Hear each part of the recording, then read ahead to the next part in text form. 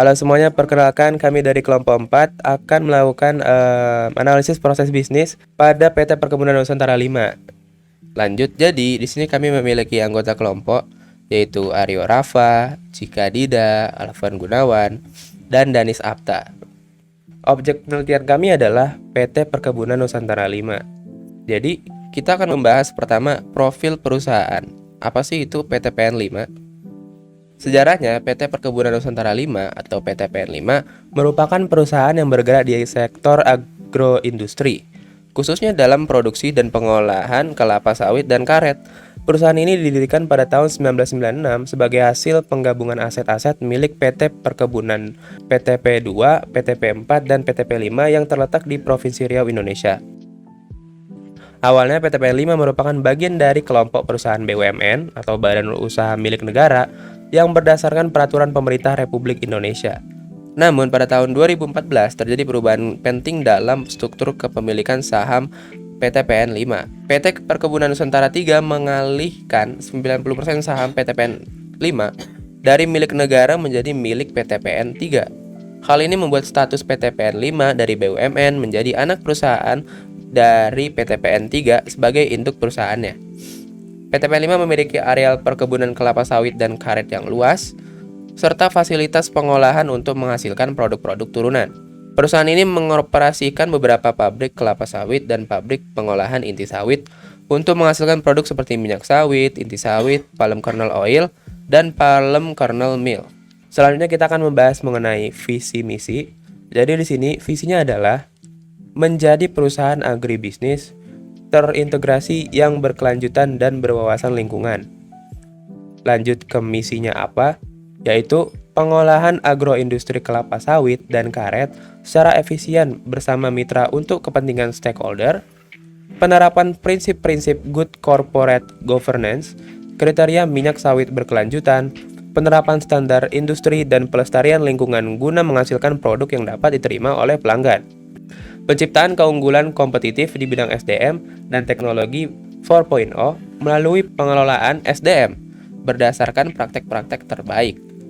Sistem manajemen SDM serta teknologi informasi terkini guna meningkatkan kompetensi inti perusahaan. Selanjutnya yaitu tujuan perusahaan. Apa sih tujuannya? Yaitu maksud dan tujuan perusahaan tertuang di dalam anggaran dasar perusahaan. Disebutkan perseroan melakukan usaha di bidang agrobisnis dan agroindustri untuk optimalisasi pemanfaatan sumber daya perseroan untuk menghasilkan barang dan atau jasa yang bermutu tinggi dan berdaya saing kuat agar mendapatkan atau mengejar keuntungan guna meningkatkan nilai perseroan dengan menerapkan prinsip-prinsip perseroan terbatas. Selanjutnya kita akan membahas mengenai pemodelan proses bisnis. Perkenalkan, nama saya Danis Apta Rizky Hidayat dan saya akan menjelaskan bagian proses bisnis penerimaan bahan baku. Jadi untuk yang pertama, petugas timbangan akan menerima surat pengiriman buah PB, yakni dokumen PB25 antara dari kebun inti atau kebun plasma atau pihak ketiga. Kemudian dari ketiga pihak tersebut akan mengirim buah ke petugas timbangan. Kemudian bila salah satu atau semuanya terjadi, tetap akan dilakukan penimbangan buah bersama mobilnya untuk menghitung nilai bruto. Kemudian buah tersebut yang telah ditimbang akan dikirimkan ke bagian sortasi. Lalu petugas sortasi akan menerima buah. Kemudian akan dilakukan pengambilan sampel dari buah yang diterima, lalu dilakukan pengecekan mentah matangnya buah. Kemudian dilakukan pengecekan kualitas grading, yakni ada A1, A2, A3 berdasarkan mentah matangnya buah. Jika buah tersebut dari kebun inti, maka semua buah akan diambil. Tetapi jika buah tersebut dari kebun plasma atau dari pihak ketiga, akan dilakukannya sortasi sesuai kriteria dan tidak sesuai kriteria. Jika dari kebun plasma dan pihak ketiga tersebut tidak sesuai kriteria, maka buah tersebut yang tidak sesuai kriteria akan dipisahkan. Kemudian akan dibawa dengan mobil untuk ditimbang kembali oleh petugas timbangan bersama dengan buah dan mobil yang tersisa itu akan ditimbang untuk mengetahui nilai dari neto buah yang diterima. Tapi apabila sesuai kriteria ataupun buah tersebut dari kebun inti, maka otomatis semua buah akan diambil. Kemudian mobil kosong akan ditimbang oleh petugas timbangan untuk dicari nilai neto buah juga.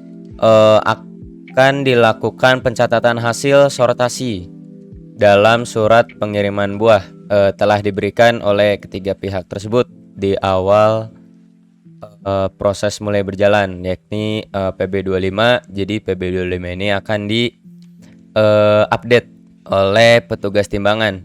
Kemudian petugas timbangan akan mengirimkan PB25 ini kepada sopir dari tiap pihak. Lalu mereka akan mengirimkan ke tiap masing-masing pihak tersebut. Mereka akan mengirimkan PB25 yang telah diupdate dari petugas timbangan.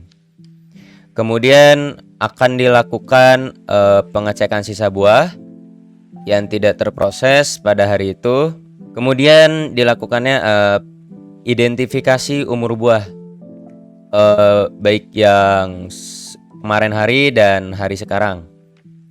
Kemudian akan dilakukannya rekapitulasi, yaitu pembuatan nilai-nilai yang telah dicatat dalam identifikasi umur buah, pengecekan sisa buah, dan juga grading, juga beserta dengan bruto dan neto yang diterima pada hari itu. Kemudian proses penerimaan bahan baku selesai. Oke, perkenalkan, nama saya Aryo Rafa Maeswara Nugroho. Saya akan menjelaskan tentang proses produksi crude palm oil.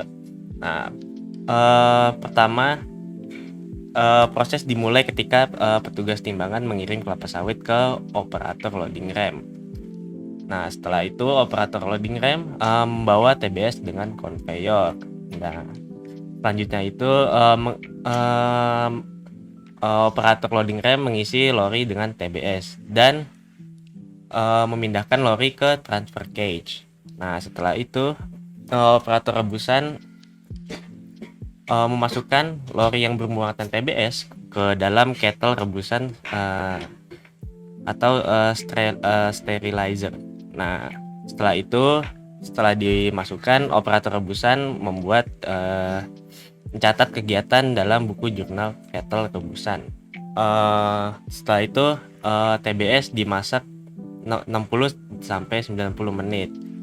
Nah, setelah itu mengangkat TBS rebusan menuju auto feeder dan menaruh TBS ke dalam auto feeder. Selanjutnya operator tracer mengisi TBS rebusan ke dalam tracing melalui dan memastikan brondolan itu rontok setidaknya 5 kali banting. Nah, nanti hasilnya dibagi dua. Nanti ada tangkos dan brondolan. Untuk tangkos itu nanti masuk ke horizontal empty bunch dan akan dibawa menuju petugas insinerator. Untuk brondolan itu nanti dibawa oleh konveyor dan kegiatannya dicatat dalam jurnal stasiun tracing yang akan menghasilkan dokumen jurnal stasiun tracing. Nah, selanjutnya itu secara bersamaan buah rebusan dimasukkan ke digester dan membuka keran steam dengan kondisi penuh untuk pemanasan dan diaduk selama 30 menit kurang lebih. Nah, setelah itu secara bersamaan operator digester akan membuka pintu outlet menuju screw press dan membuka keran 50% untuk pengenceran. Setelah itu operator digester akan menyetel kebutuhan air untuk press sesuai kondisi crude oil yang keluar melalui oil gutter. Setelah itu menyetelkan steam untuk mendapatkan temperatur massa digester berkisaran 90-95 Celcius. Setelah itu operator digester mengosongkan buah rebusan dari digesternya, dan itu akan masuk ke screw press. Nah, operator screw press memasukkan buah rebusan dari digester ke dalam screw press melalui feed screw. Setelah itu mengatur kebutuhan air pengencer dan mengatur tekanan hydraulic power pack. Nah, operator screw press ini mengawasi operasi screw press untuk menghindari kehilangan minyak melebihi 6%. Dan mengoptimalkan tekanan kon untuk meminimalkan kehilangan minyak dan pecahnya inti sawit. Nah, terus operator screw press ini mengawasi kapasitas screw press dan mengosongkan screw pressnya. Selanjutnya ada operator sand trap. Nah, operator sand trap ini mengalirkan oil crude dari screw press ke tangki sand trap. Setelah itu memisahkan pasir dalam tank sand trap tank dan mengalirkan minyak kasar ke vibrator separator melalui pipa. Nah, di proses selanjutnya ada operator vibrating screen atau vibro separator. Nah, itu melakukan penyaringan pertama pada vibro separator. Terus melakukan pemisahan material padat. Nah, ini terjadi dua output. Yang pertama underflow dan overflow. Untuk underflow sendiri itu material kasar. Nah, nanti operator vibrating screen akan memproses penanganan material kasar dan proses selanjutnya membawa material kasar ke stasiun kernel. Untuk overflow atau minyak bersih itu dibawa ke crude oil tank. Nah, setelah itu operator crude oil tank akan menerima minyak kasar dari vibrating screen, dan langkah selanjutnya melakukan penampungan minyak dalam crude oil tank. Secara bersamaan operator crude oil tank memanaskan minyak dengan uap injeksi, terus melakukan pemanasan steam coil, selanjutnya menurunkan kadar NOS dan memelihara suhu. Dan selanjutnya operator crude oil tank melakukan pengiriman minyak ke continuous setting tank atau CST. Nah, di operator CST ini mereka menerima minyaknya dan langsung memisahkan minyak kasar dan sludge di CST ini atau continuous setting tank. Nah, outputnya terbagi dua, ada minyak dan sludge. Untuk sludge, operator CST ini mengirimkan sludge-nya ke sludge tank yang akan ditangani oleh operator sludge separator. Nah, di operator sludge separator ini mereka menerima sludge pada sludge tank, selanjutnya melakukan pemanasan sludge di sludge tank, mendistribusikan sludge dari sludge tank ke sand cyclone, selanjutnya melakukan pemisahan pasir dan sludge di sand cyclone, selanjutnya mentransfer pasir ke bak. Terus operator ini juga mendistribusikan sludge dari sludge cyclone ke sludge balance tank. Terus menjaga kestabilan, selanjutnya melakukan penyaluran sludge ke rotary brush stainer dan melakukan pemisahan kotoran dengan brush stainer yang terjadi dua output, pasir dan minyak. Untuk pasir itu akan dibuang ke bak feed. Untuk minyaknya sendiri minyak yang mengandung kotoran akan ditransfer ke sludge centrifuge. terus akan diputar dengan kecepatan 1500. Nah, hasilnya minyaknya itu akan dialirkan ke crude oil tank lagi.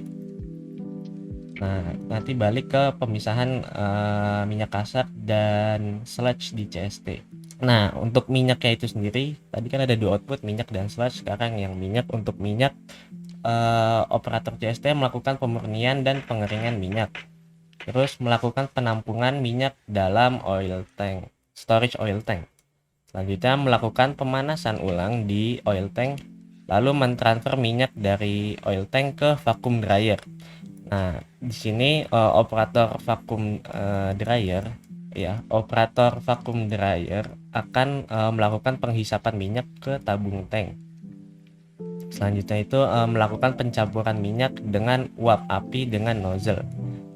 Operator vacuum dryer akan melakukan pengurangan kadar air yang menjadi dua output, minyak dan air. Untuk minyak itu minyak terhisap oleh nozzle dan air akan menghisap uap air dari tabung hampa oleh ejector 1. Terus dari ejector 1 ini memasukkan ke dalam kondensor 1. Selanjutnya menghisap sisa uap dari kondensor 1 oleh ejector 2, terus memasukkannya ke dalam kondensor 2. Yang selanjutnya menghisap sisa uap terakhir oleh ejector 3 dan membuangnya ke atmosfer. Nah, terus memasukkan air kondensor 1 dan 2 ke dalam hot water tank. Jika kadar airnya belum berkurang, maka lakukan pengurangan kadar air lagi. Nah, selanjutnya akan ada operator ini mendistribusikan minyak ke storage oil tank dan menjaga suhu storage tank di suhu 40 sampai 60 derajat Celcius, dan itu proses bisnisnya selesai. Perkenalkan, nama saya Cika Dida Dewianti. Di sini saya akan menjelaskan proses bisnis mengenai pengiriman CPO dan PK. Pertama, proses bisnisnya dimulai dari transporter mengirim dokumen kontrak penjualan kepada PKS, lalu PKS akan menerima dokumen kontrak penjualan. Tahap berikutnya, penerima akan menerbitkan instruksi pengiriman kepada transporter, lalu ntar transporter akan membawa dokumen instruksi pengiriman kepada PKS dan PKS akan menerima dokumen instruksi pengiriman. Lalu tahap berikutnya PKS akan mengirim instruksi pengiriman kepada kerani pengiriman. Lalu kerani pengiriman akan menerima instruksi pengiriman. Lalu tahap berikutnya kerani pengiriman akan melakukan pemeriksaan instruksi identitas supir. Apabila supir terdaftar, maka melakukan pengecekan dokumen. Apabila supir tidak terdaftar, akan tahap berikutnya supir tidak dilayani dan proses selesai. Lalu tahap berikutnya akan melakukan pengecekan dokumen. Apabila dokumen sesuai, maka mobil dipersilakan masuk. Apabila dokumen tidak sesuai, maka kerani pengiriman akan melakukan konfirmasi ke pusat. Lalu bagian pusat akan melakukan pengecekan. Apabila tercatat, bagian pusat akan mengirim dokumen tambahan dan mengirimnya ke bagian kerani pengiriman, dan kerani pengiriman akan menerima dokumen tambahan. Apabila tidak tercatat, proses akan selesai. Lalu tahap berikutnya mobil dipersilakan masuk. Nah, setelah mobil dipersilakan masuk, melakukan pemeriksaan mobil atau pengecekan mobil. Nah, di pengecekan ini kerani pengiriman akan mengecek tangki mobil. Selanjutnya kerani pengiriman akan mengecek ada barang yang dilarang. Lalu kerani pengiriman akan mempersilahkan mobil masuk ke dalam bagian penimbangan. Di bagian penimbangan ini akan ada pengecekan lagi mobil pengisian CPO atau PK. Apabila pengisian CPO, maka mobil akan diarahkan ke bagian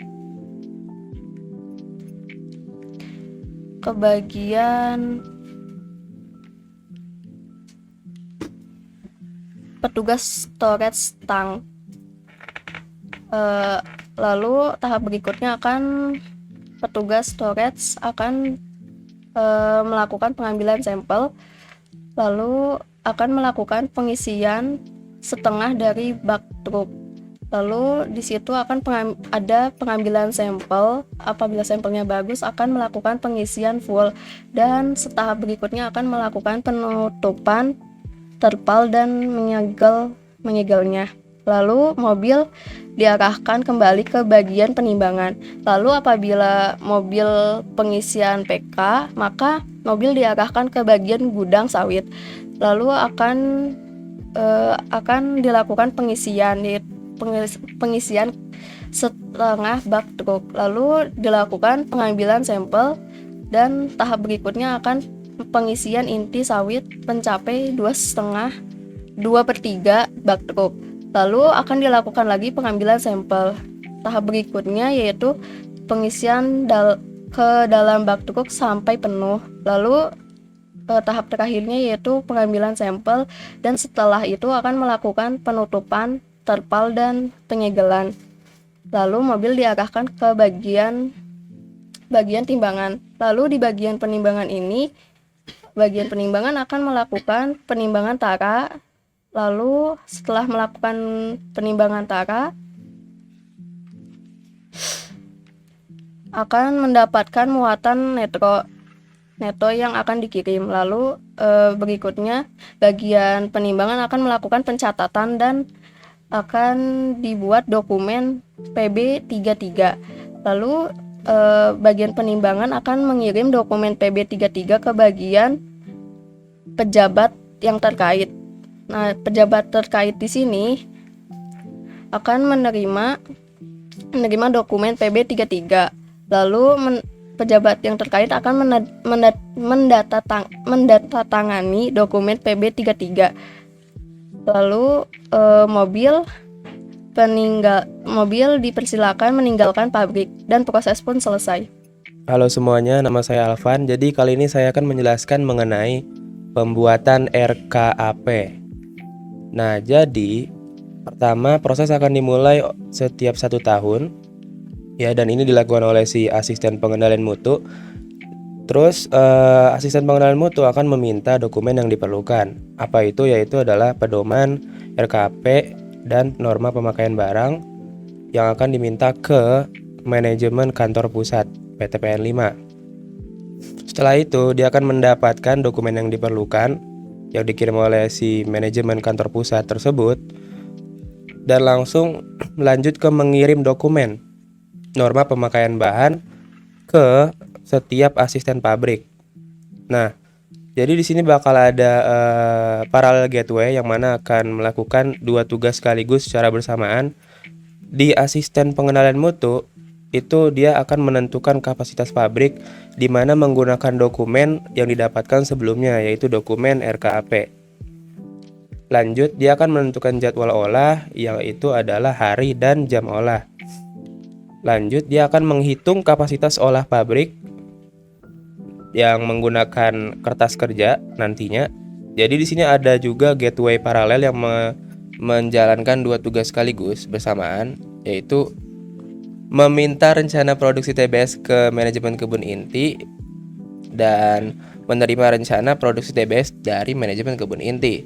Lalu yang kegiatan kedua, meminta rencana produksi TBS ke manajemen kebun plasma dan pihak ketiga, dan menerima rencana produksi TBS dari manajemen kebun plasma dan pihak ketiga. Setelah keduanya selesai dilakukan, maka akan menetapkan rencana TBS diolah.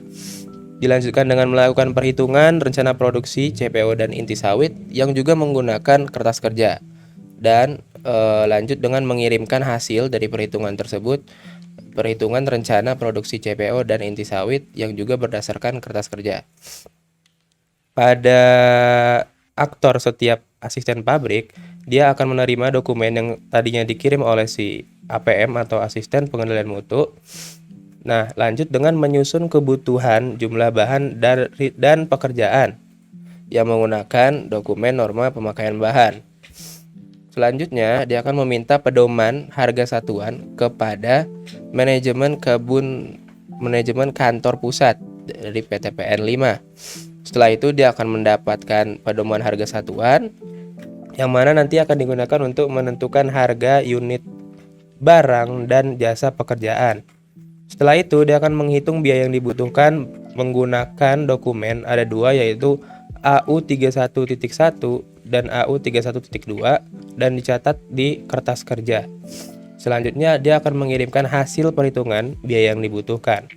Setelah kedua kegiatan tersebut berhasil dilakukan, maka si asisten administrasi akan menerima hasil perhitungan kedua hal tersebut, yang tadi adalah biaya dan juga rencana kerja.